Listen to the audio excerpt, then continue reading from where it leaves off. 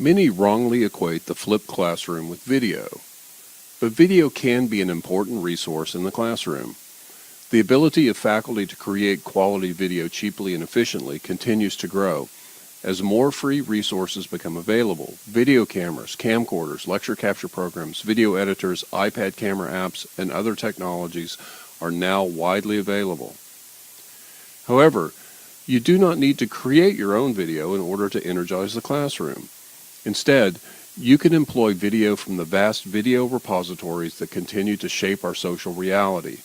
In this section, we will discuss using YouTube videos to enhance learning. There are essentially three main ways that you can use YouTube videos in education. 1. Acquire primary materials that you want to use to augment your learning, to explain and clarify concepts. You can think of discussions of scientific concepts from TV programming, lectures by famous scientists or thinkers, 3D models of molecular biology, and so on. In other words, this type of material is meant not for practice of concepts you've introduced, but to introduce or clarify the concepts themselves. These can either be found or created by you, screencasts for example. 2. Post material that your students create in their engagement with ideas in class. These can range from animated PowerPoints to fully orchestrated videos. And 3. Display primary materials or artifacts in order to develop activities. These can be a speech, a movie clip of a novel that you want to compare to the written medium, scenes from a play, parts of a lecture. In fact, they could be anything that you want to analyze, interpret, use as a spur to creative thinking, or categorize, or so on. It's the last category that we'll focus on here.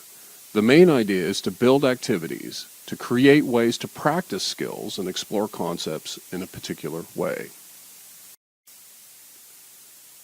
To use video effectively, you need to know where you're heading. Wandering aimlessly may, as in Zen Buddhism, move you toward enlightenment, but effective teaching, outside of the Buddhist realm, involves setting goals. It's helpful to briefly review learning objectives. Bloom's taxonomy provides a helpful starting point.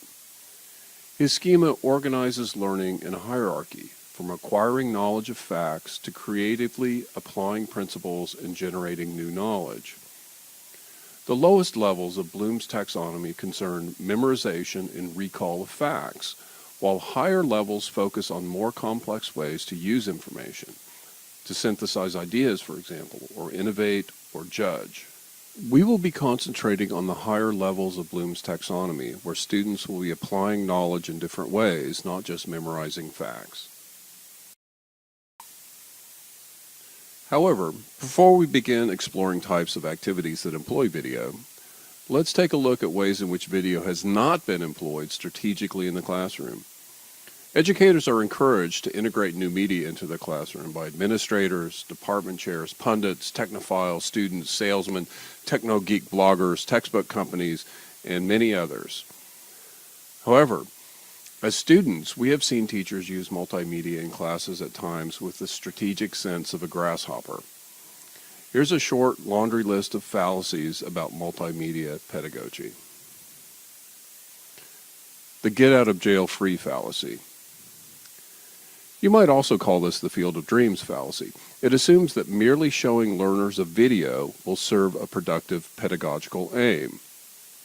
You should prepare activities, rather than assume that A, the learners will intuitively grasp the relevance of the video, or B, that discussion and involvement will spontaneously generate. You must set the ground rules first by framing the activity. This fallacy is really aimed at unreflective use of video, the get-out-of-jail-free strategy. Surely showing the movie version of The Grapes of Wrath will add something to the reading experience, but what something? How should students think about differences between the versions, whether formal or ideological or technical? Do you really want to spend your class time elaborating these differences? And to what end?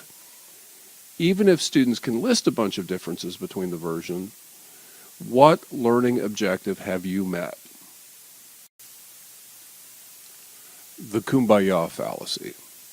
The Kumbaya fallacy assumes that learners will automatically embrace any learning activity that seems fun and participatory. However, you must establish the relevance to gain buy-in.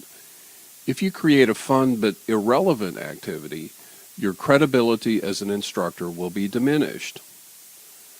I am always surprised by my teenage son's skepticism, who rightly asks why he has to write a sonnet to understand a sonnet, and why he has to write a sonnet without being trained to write a sonnet.